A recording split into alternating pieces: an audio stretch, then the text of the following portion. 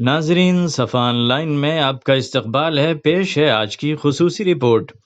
ملک کے معروف فقہی و تحقیقی ادارہ اسلامک فقہ اکیڈمی دہلی اور مروہ ایجوکیشن فاؤنڈیشن لکھنؤ کے اشتراک سے ملازمت کرنے والی خواتین کے مسائل پر توسیعی خطبے کا اہتمام کیا گیا، جس میں نوجوان عالم، محقق و مترجم مولانا احمد الیاس نعمانی ندوی نے علمی خطبہ پیش کیا، جبکہ پروفیسر مسعود عالم فلاحی، خواجہ معین الدین چشتی اردو عربی فارسی یونیورسٹی نے صدارت کے فرائض انجام دیے۔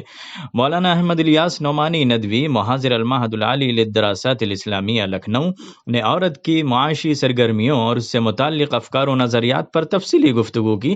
انہوں نے کہا، اسلام کی خاتون اول ام المومنین حضرت خدیجہ بعثت رسول کے بعد بھی تجارت کرتی تھیں۔ متعدد صحابیات سے معاشی سرگرمیاں انجام دینا اور خاص طور پر میدان جنگ میں زخمیوں کی مرہم پٹی یعنی نرسنگ خدمت انجام دینا احادیث سے ثابت ہے، اس لیے مسلمان عورت کے لیے معاشی سرگرمی انجام دینا جائز ہے یا نہیں؟ یہ سوال اسلامی تاریخ کے کسی دور میں بھی نہیں رہا۔ اصل سوال یہ ہے کہ مغرب نے عورت کی ترقی، آزادی اور خود مختاری کے عنوان پر جو نظریہ پیش کیا، اس کے بارے میں اسلامی نقطۂ نظر کیا ہو۔ پروگرام کے کنوینر مفتی منور سلطان ندوی نے افتتاحی گفتگو کرتے ہوئے کہا کہ اسلامک فقہ اکیڈمی کی بنیاد حضرت مولانا قاضی مجاہد الاسلام قاسمی کے ہاتھوں ہوئی تھی۔ اس وقت سے لے کر آج تک یہ اکیڈمی علم و تحقیق اور فقہ و اجتہاد کے عظیم کارواں کی شکل میں رواں دواں ہے۔ اکیڈمی کی سرگرمیوں میں جدید مسائل کے حل اور فقہی تحقیقات کے ساتھ مختلف اہم علمی موضوعات پر محاضرات کا اہتمام بھی ہے۔ ان محاضرات سے اہل علم کو علمی اور فکری غذا ملتی ہے۔ مولانا احمد الیاس نعمانی ندوی نے خواتین کی معاشی سرگرمیاں اور اسلامی تعلیمات کے موضوع پر تفصیلی گفتگو کرتے ہوئے مزید کہا کہ سچی بات یہ ہے کہ مغرب نے عورت کو مرد بنانے کا جو تصور پیش کیا، وہ نہ صرف اسلامی تعلیمات بلکہ عورت کی اصل فطرت کے بھی خلاف ہے۔ مولانا نے مزید کہا کہ ایک طرف مغرب نے عورت کو بااختیار بنانے کے نام پر ان پر ظلم کیا، وہیں مشرق نے بھی اسلام کے عطا کردہ حقوق سے عورت کو محروم رکھا۔ اس طرح مغرب کے غالب تہذیب کا مقابلہ مشرق کے اس رویے سے ہوا، جس کا نتیجہ ہمارے سامنے ہے۔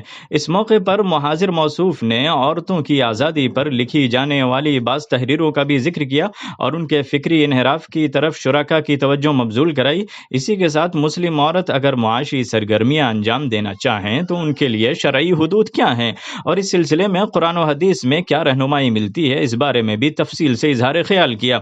مولانا مصطفیٰ ندوی مدنی، صدر نور فاؤنڈیشن لکھنؤ، نے پروگرام سے خطاب کرتے ہوئے کہا کہ اہل علم کے درمیان اس طرح کی نشست ہونی چاہیے۔ مختلف علمی اور فکری موضوعات پر باہم مذاکرے کا سلسلہ غور و فکر کے نئے گوشوں کو اجاگر کرے گا۔ پروفیسر مسعود عالم فلاحی نے اپنے صدارتی کلمات میں کہا کہ آج سب سے اہم مسئلہ یہی ہے کہ اسلام نے عورتوں کو جتنے حقوق دیے ہیں، مسلمان خود حقوق نہیں دیتے۔ انہوں نے کہا کہ عورت گھر میں دن بھر کام میں مصروف رہتی ہے، گھر اور بچوں کو سنبھالنا بہت بڑا کام، مگر کوئی اس کو معاف کیجیے گا کام نہیں مانتا۔ انہوں نے مزید کہا کہ زندگی کے متعدد شعبے ایسے ہیں جہاں عورت شرعی حدود میں رہتے ہوئے اپنی معاشی سرگرمیاں انجام دے سکتی ہے۔ اس پروگرام میں مختلف مدارس کے اساتذہ اور اہل علم نے بڑی تعداد میں شرکت کی اور اس اہم موضوع پر منعقد ہونے والے پروگرام کو سراہا۔ اسی کے ساتھ صفا آن لائن سے اعظم شرقی کو دیجیے اجازت۔ اللہ حافظ۔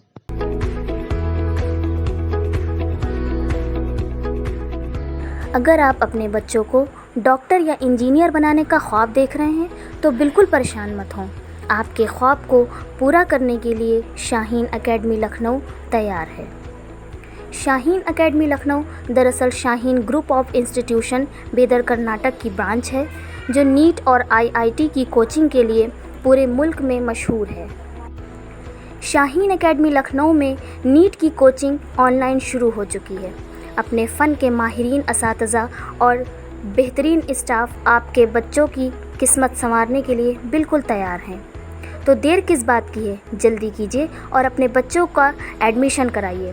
ہمارا پتہ ہے شاہین اکیڈمی لکھنؤ، میزبان ہوٹل، چار باغ، لکھنؤ۔